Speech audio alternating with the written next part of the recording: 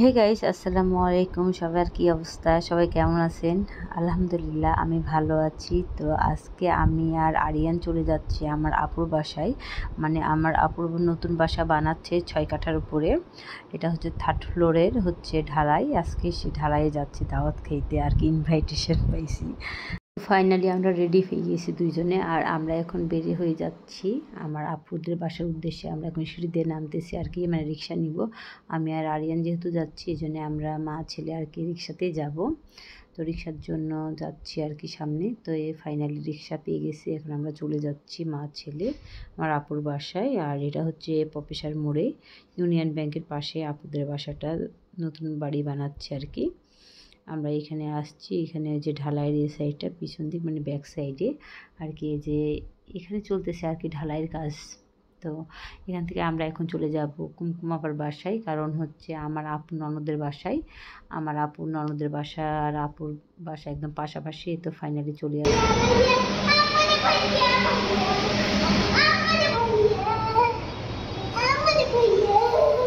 আমার আপুর ছেলে রাউফ, সে তো আমার ছেলেকে পেয়ে নাচানাচি শুরু করে দিয়েছে একদম। আর এটা হচ্ছে মাহি, সেও আরিয়ানকে নিবে। আর এখানে আরিয়ান, রাউফ আর মাহি তিনজন মিলে খেলতেছে আর কি।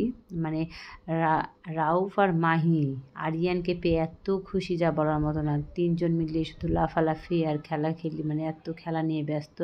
সারাটাক্ষণ খেলছে যতক্ষণ ওই বাসায় ছিলাম আমি, কুমকুমাপার বাসায়, ততক্ষণ মাহি আর রাউফ আর আরিয়ান তিনজন মিলে এত খেলছে যা বলার মতো না। মানে ওর তিনজনই ব্যস্ত খেলা নিয়ে। মাহির একটা ড্রয়িংয়ের একটা বোর্ড আর কি, সেটা নিয়েও তারা খেলতেছে। আর এখানে মাহি আর রাউফ আরিয়ানকে অনেক আদর করতেছে, মানে সারাক্ষণই ওদের আদর করা নিয়ে ব্যস্ত, কে কত আদর করতে পারে। আর এখানে তারা পতাকা নিয়ে দৌড়াদৌড়ি করতেছে আর কি আনন্দে, বুঝতেই তো পারছেন। আর এখানে তারা অনেক মজা দৌড়াদৌড়ি করতেছে তিনজন মিলে। আর এখানে এই যে তাকে আদর করছে সবাই আরিয়ানকে। মাহি তো আরিয়ানকে পেয়ে মহা খুশি। এখন ঢালাই দেখার জন্য চলে গেলাম কুমকুমাপাদের তিনতলা মানে 4তলার ছাদে এটা। আর এখানে যে পাশেই চলছে আপুদের ঢালাই কাজ। আলহামদুলিল্লাহ, আপুদের দেখতে দেখতে 3rd ফ্লোরেরও ছাদ ঢালাই হয়ে গেল। তো এখন ভাইয়া আসলো ছাদে, নিয়ে আমরা সবাই মিলে আর কি গল্প করছিলাম ছাদে, আর ঢালাইয়ের কাজ দেখতেছিলাম। আর রোদ, ছাদে তো প্রচণ্ড পরিমাণে রোদ ছিল, ভালোভাবে তাকানোই যাচ্ছিল না রোদ্রে।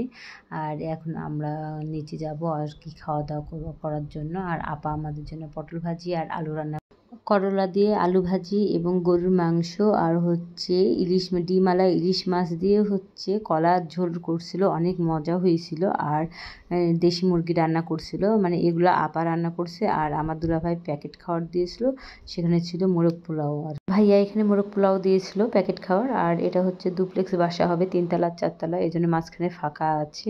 আর আলহামদুলিল্লাহ ভাইয়ার বাড়িটা কাজ দ্রুত আগাচ্ছে। সবাই ভালো থাকবেন, সুস্থ থাকবেন, নুরজান্নাত ব্লগের সঙ্গে থাকবেন। আল্লাহ হাফেজ।